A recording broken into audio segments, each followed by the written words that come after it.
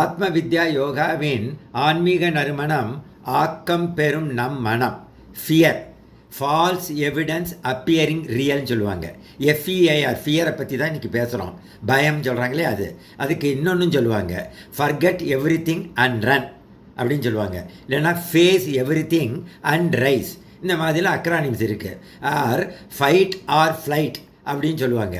இந்த பயங்கிறது என்ன, எதுக்கெடுத்தாலும் பயந்து வாழ்க்கையை வாழ முடியுமா? அதுதான் முக்கியம். பயம் எதனால் வருது? மனசாட்சிக்கு விரோதமாக எதை செய்தாலும் பயம் வரும். அப்போது அட்ரினலின் அதிகமாக சுரக்கிறது. அட்ரினல் கிளான்ஸ் ரொம்ப ஆக்டிவேட் ஆகும். தப்புத்தண்டா செய்தால் பயம் வரத்தான் செய்யும். நமக்கு திறமை இல்லாத விஷயத்தை நான் எடுத்து முடிக்கிறேன் என்று செய்ய முனையும் போது பயம் வரும். பொதுவாக மற்றவர்கள் நம்மை பற்றி என்ன நினைப்பார்கள் என்ற ஃபீலிங் பயத்தை தரும்.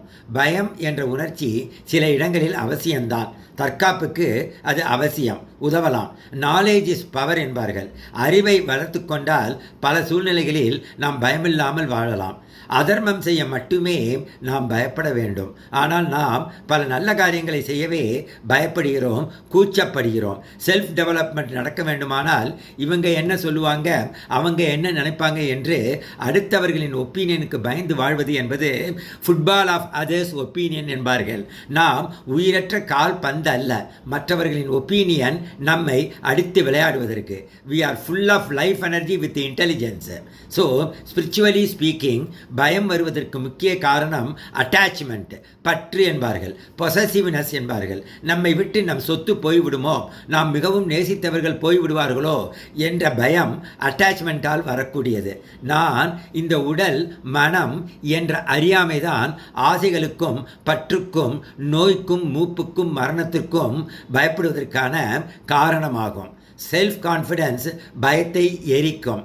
செல்ஃப் லவ் டிப்ரெஷனை ஒழிக்கும். செல்ஃப்லெஸ்னஸ் ஸ்ட்ரெஸ்ஸை ஒழிக்கும். செல்ஃப் நாலேஜ் அறியாமையை அழிக்கும்.